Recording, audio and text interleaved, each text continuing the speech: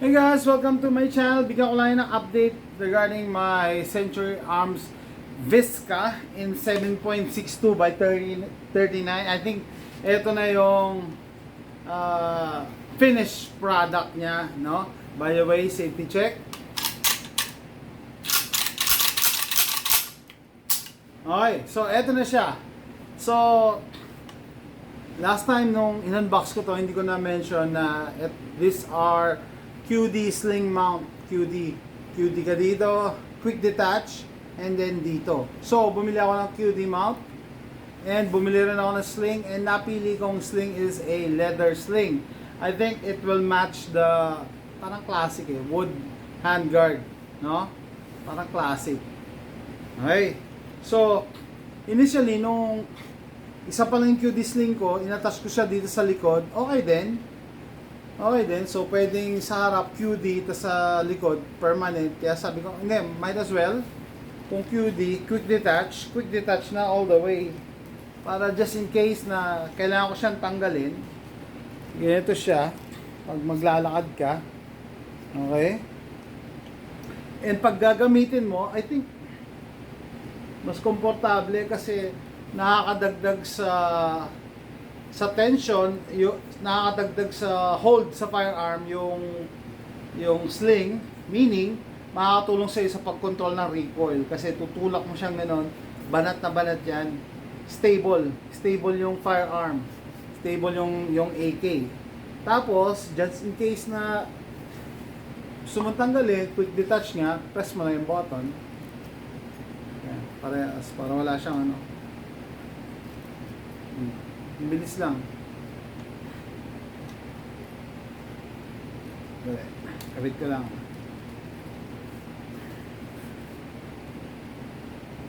So, yun yan, no? May option na permanent yung kabit sa likod.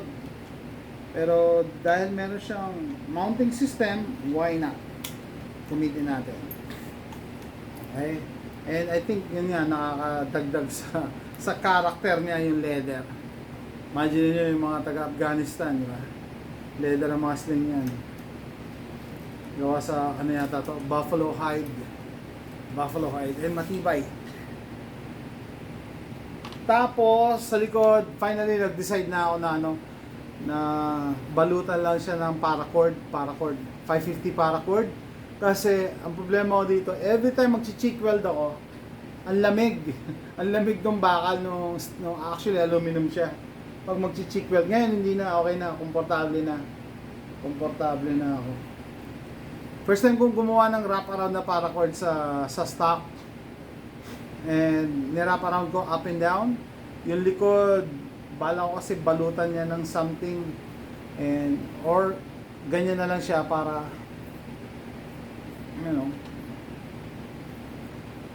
masakit pagka ginamit mo yung ridges.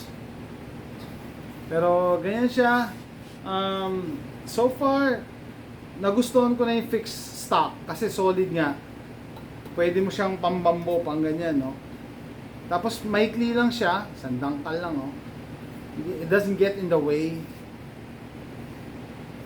I found out na ang hirap maghanap ng folding na joint.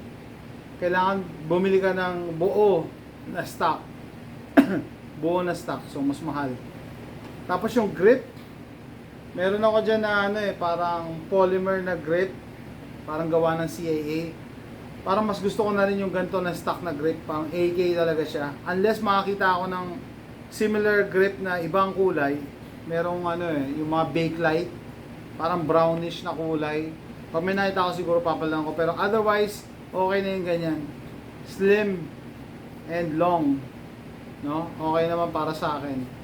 Tapos pagka hawak ka din ni AJ, mas maliit ang kamay niya, perfect sa kanya to.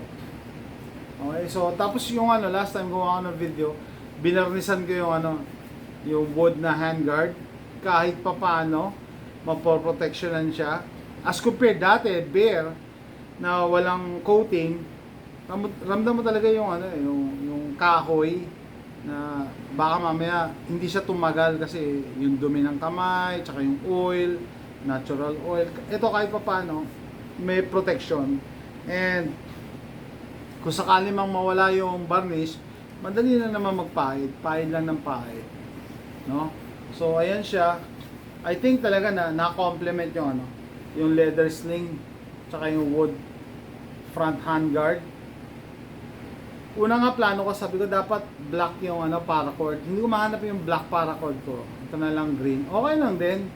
Para talagang, alam niyo yun, yung mga ginagamit ng mga Afghans, yung mga ginagamit na sa mga bundok-bundok. Ganyan lang siya. And syempre, iron sight tayo. Very reliable ang iron sight. Hindi dependent sa battery. SHTF situation, I don't mind na ito gagamitin ko among my other firearms. Kasi this is ready to go. Wala ka nang kailanganin na battery, mga gadgets or accessories na kailangan igamit. Very minimal. Minimalist layout to. No? And in case of emergency, survival situation, may magagamit pa tayong paracord. So, kaya hinabaan ko rin yung paracord para just in case, survival situation, mag-fishing ka, magagawa ka ng animal trap. Sabi ko, ito muna gagamitin ko yung sa baba. Mahaba naman yun eh.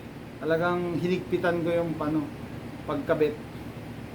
And sabi ko nga, first time kong gumawa ng ganito, okay naman pala. Kasi, komportable pagka nilalagay mo na yung chick mo as compared dati, metal tsaka chick, malamig. Ayan. Very rugged. Pinag-isipan ko rin kung papalan ko yung muzzle brake eh. Pinag-isipan ko, sabi ko hindi, testingin ko muna kung magugustuhan ko. Minimal din siya, maikli lang, no? As compared sa mga malalaking portings. Sabi ko, if it works, it works. So, ayan siya guys. I think ito na, yung final na setup ko sa kanya. Wala na ako idadagdag. Unless nga na magpalit ako ng grip. That's it. Wala akong balak na lalagyan to ng red dot or scope or anything. Iron style dito, irons. Para siya yung ready to go for SHTF. Bibitbitin mo na lang, ganyan. Hindi yung maghahanap ka pa ng baterya. Diba? Or magsa-sight in ka pa ng scope or red dot. Solid. Although meron siya abang for a scope mount. Tapos yung ano nito, yung fire control group nito, very smooth. Tama yung sa description, polish. Pinalish na nila.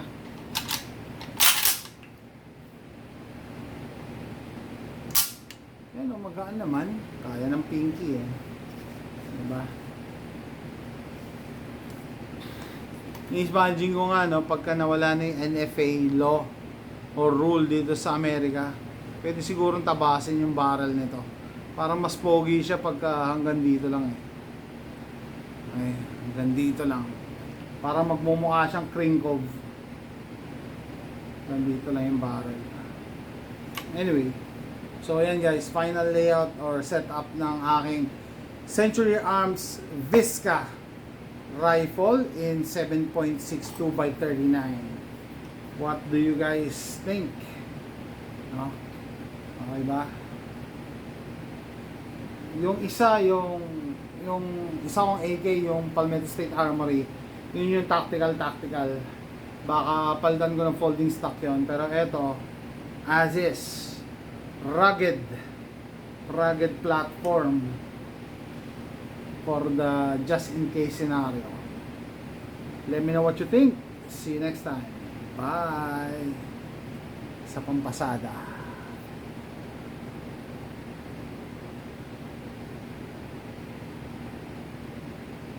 Sabi na. Ano yata ito eh? Buffalo hide. Yung sling niya. Yan, buffalo hide. Tsaka, impress ako dun sa quick detach. Hindi basta-basta talaga, natatanggal. Naglalak talaga siya in place.